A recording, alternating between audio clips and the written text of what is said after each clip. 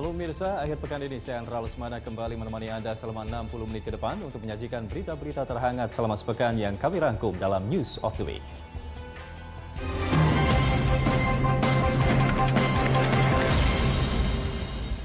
Dalam sepekan ini, redaksi News of the Week memilih berita yang menjadi perhatian utama publik. Sebagai pembuka, kami hadirkan informasi terkait pengungkapan kasus penyekapan yang menyebabkan korban meninggal dunia di rumah mewah di Jalan Pulau Mas Utara, Jakarta Timur. Di segmen kedua, kami sajikan informasi terkait penggerbegan 4 terduga teroris di Bendungan Jatiluhur, Purwakarta yang sedang menyiapkan penyerangan ke pos polisi Bunder, Purwakarta pada malam tahun baru. Di segmen ketiga, kami hadirkan informasi terkait pergeseran jembatan Cisomang di ruas tol Cipularang yang terjadi karena akumulasi pergerakan tanah. Dan sebagai penutup, kami tampilkan informasi terkait sidang kasus penistaan agama yang menjerat Gubernur nonaktif Basuki Cahayapurnama atau Ahok akan kembali dilanjutkan 3 Januari 2016 mendatang. Jajaran Polda Metro Jaya mengungkap kasus penyekapan yang menyebabkan korban meninggal dunia di rumah mewah milik Dodi Triyono di Jalan Pulau Mas Utara, Jakarta Timur. Kesimpulan sementara, aksi kejahatan itu murni perampokan. Sehari setelah peristiwa penyekapan di Pulau Mas, Jakarta Timur terungkap, polisi berhasil membekuk pelaku. 3 dari 4 pelaku penyekapan berhasil ditangkap di tempat dan waktu yang berbeda. Sementara 1 pelaku atas nama Yuspane masih menjadi buron.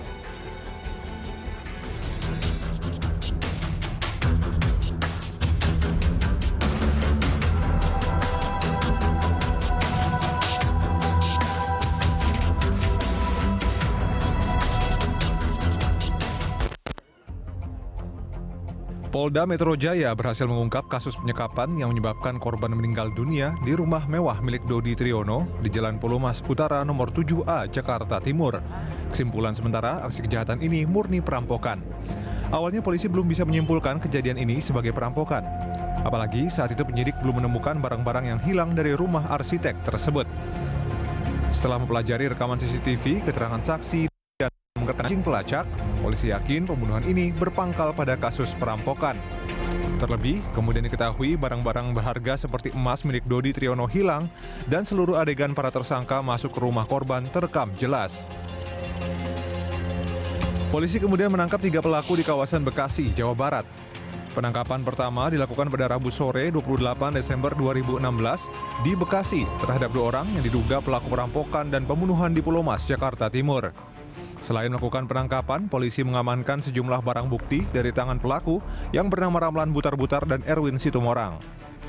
Barang bukti yang disita dari Ramlan antara lain uang 6,3 juta rupiah, jam tangan merek Rolex perak, topi hitam, 2 ponsel merek Samsung, 1 ponsel merek BlackBerry, kunci sepeda motor Yamaha dan Honda, kacamata, jaket, serta kemeja putih gading. Sedangkan barang bukti dari Erwin antara lain uang tunai 3,4 juta rupiah, 4 lembar mata uang bat, ponsel Nokia dan merek Cina, SNK sepeda motor Yamaha dengan nomor B6769EIX atas nama Siti Maria, jaket kulit hitam, tas coklat, serta topi abu-abu. Belum diketahui apakah barang-barang itu milik pelaku atau korban. Kapolri Jenderal Tito Karnavian menyebut motif sementara dugaan pembunuhan sadis Pulau Mas di kediaman Dodi Triyono didasari pencurian dengan kekerasan. Sebab diketahui ada barang yang hilang dari kediaman pengusaha sekaligus arsitek tersebut. Jadi memang dikenal sebagai pelaku pencurian kekerasan dari dulu. Modusnya biasanya diikat-ikat dulu, diikat di lakban muka orang, mulutnya. Nah ini sementara ini motifnya adalah karena ada barang perhiasan yang hilang, diperkirakan perhiasan. Saat hendak ditangkap, kedua pelaku sempat melawan sehingga polisi melesatkan tembakan ke kaki keduanya. Namun dalam perjalanan menuju rumah sakit Polri, Ramlan meninggal dunia. Perjalanan karena pendarahan cukup keluar banyak. Tadi saya tanya ke dokter, kenapa di kaki bisa meninggal? Karena memang kebetulan kena pembuluh darahnya tembakan tersebut. Kedua pelaku melakukan perlawanan kepada bagaimana Pak? Ya, melawan petugas. Kita juga tahu pelaku adalah spesialis kejahatan kekerasan dan kekerasan perampokan. Sehari kemudian polisi kembali menangkap 1 orang yang diduga terlibat dalam pembunuhan di Pulau Mas pada Rabu 28 Desember 2016. Dari data yang didapat, pelaku bernama Alvin Sbernius Sinaga. Ia ditangkap di Villa Mas Indah Blok C, Bekasi Utara, lengkap dengan sejumlah uang hasil rampokan dan 1 unit telepon genggam. Sejauh ini, Ramlan Butar-Butar diketahui merupakan otak pelaku perampokan. Ramlan merupakan perampok yang sudah berpengalaman karena sudah melancarkan aksinya sejak 2001 dengan mengincar rumah-rumah mewah. 2 orang, 1 Ramli Butar-Butar yang tertembak kemudian meninggal kehabisan darah. Yang kedua adalah Erwin Sitomorang. Saya juga tadi malam sudah mendapat nama itu dari tim lapangan Polda, bahwa Pak yang satu namanya Ramli Butar-Butar. Saya bilang, wah itu kalau nggak salah panggilannya namanya Porkas, itu yang di CCTV nanti itu yang kakinya pincang itu. Kakinya pincang. Saya bilang itu pemain lama itu, zaman saya Kasat Serse Polda Metro Jaya udah pasien kita. Sementara itu bersamaan dengan penangkapan Ramlan Butar-Butar dan Edwin Sitomorang, polisi juga mengamankan adik Ramlan berinisial R. Saat ini R masih menjalani pemeriksaan sebagai saksi di kantor Subdit Jatantras Ditreskrimum Polda Metro Jaya. Data kepolisian menyebut kelompok Ramlan Butar-Butar pernah 6 kali merampok rumah mewah serta ruko. Mereka melakukan perampokan di Cimanggis 2 kali, Cikarang 2 kali, Sawangan, dan Bogor. Ramlan CS pernah merampok toko material di Cimanggis, Depok pada 2015 lalu dengan kerugian perhiasan, emas, dan uang. Kemudian merampok rumah Faruk Avero di Sawangan, Depok pada 2014 dengan kerugian brankas berisi perhiasan. Lalu toko rokok gas Alam Grosir Cimanggis, Depok pada 2014 dengan kerugian uang. Selain itu, Ramlan CS juga menggasak rumah di Cikarang pada 2014. Barang belum sempat diambil, tapi tersangka sudah diamankan kepolisian karena tertangkap warga. Berikutnya toko di Jalan Protokoler, Cikarang pada 2014 dengan kerugian uang dan perhiasan. Terakhir di Bogor, tepatnya belakang Terminal Baranang Siang pada 2015, kerugian perhiasan dan uang. Komplotan Ramlan biasanya datang berpura-pura bertamu. Lalu korban dilumpuhkan dengan cara ditodong serta diancam menggunakan senjata api dan senjata tajam. Setelah tak berdaya, korban diikat. Hal yang sama mereka lakukan saat merampok di kediaman Dodi Triyono Senin 26 Desember lalu. Mereka menggunakan pistol saat melaksanakan aksinya. Terkait hal itu, polisi tengah menyelidiki jenis dari senjata yang digunakan. Jenis dari pistol tersebut juga masih simpang siur, sebab berdasarkan keterangan pelaku Alvin Sinaga, senjata itu berjenis airsoft gun atau senjata angin. Saat melakukan aksinya, mereka hanya mengambil barang-barang yang ukurannya kecil namun bernilai tinggi. Sebelumnya, 11 orang disekap dalam kamar mandi berukuran 1,5 x 1,5 meter tanpa ventilasi selama 17 jam di rumah mewah milik Dodi Triyono di Jalan Pulau Mas Utara, Jakarta Timur. 6 orang tewas dan 5 luka-luka dalam peristiwa yang baru diketahui pada Selasa 27 Desember pagi itu. 6 korban tewas yakni pemilik rumah Dodi Triyono serta 2 putrinya Diona Arika Andra Putri dan Dianita Gema Zalfaila. Kemudian teman Gema Amel serta 2 sopir bernama Yanto dan Tasrok.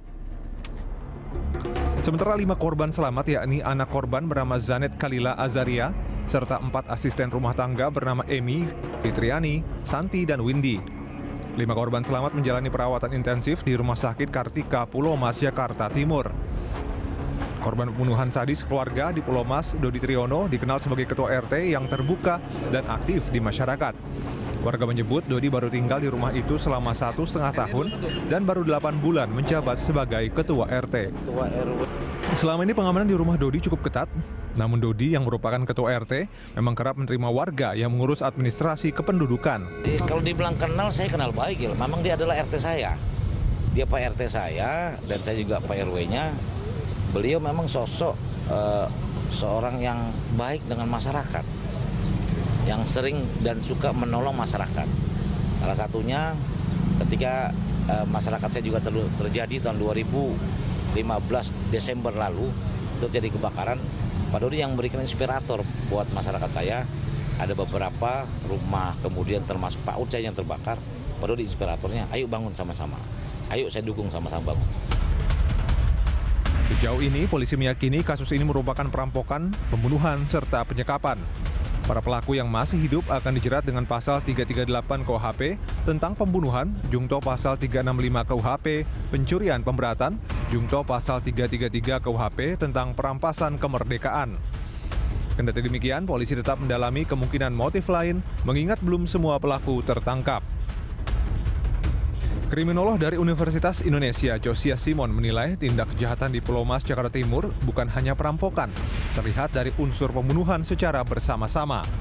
Cara pelaku menyekap korban dan membunuh sebagian dari mereka dinilai sebagai keanehan. Selain itu, para eksekutor tidak memiliki hubungan dengan pemilik rumah. Atas pertimbangan itu, Josias curiga pelaku disuruh orang lain. Josias juga menilai ada kemungkinan orang itu mempunyai hubungan kerja, keluarga, utang piutang, atau janji yang tidak ditepati. Sementara itu, satu orang lagi bernama Yus Pane masih buron dan terus diburu polisi karena diduga kuat ikut terlibat kejahatan. Keberadaan Yus terlihat di CCTV saat menyeret almarhum Diona dari kamarnya dan juga memukul korban menggunakan senjata api. Sejauh ini Kapolda Metro Jaya telah memerintahkan tim dari Polda Metro Jaya dan Kepolisian Resor Jakarta Timur bekerja maksimal untuk menangkap Yus. Kendati demikian, Yus diminta menyerahkan diri. Jika tidak menyerahkan diri, polisi akan mengejar kemanapun yang bersangkutan pergi. Saat ini informasi polisi menyebut Yus diduga bersembunyi di pinggiran Jakarta. Dalam waktu tak lama lagi, besar kemungkinan Yus akan tertangkap dan gambaran mengenai pembunuhan sadis keluarga itu akan terungkap. Tim Liputan, Berita 1.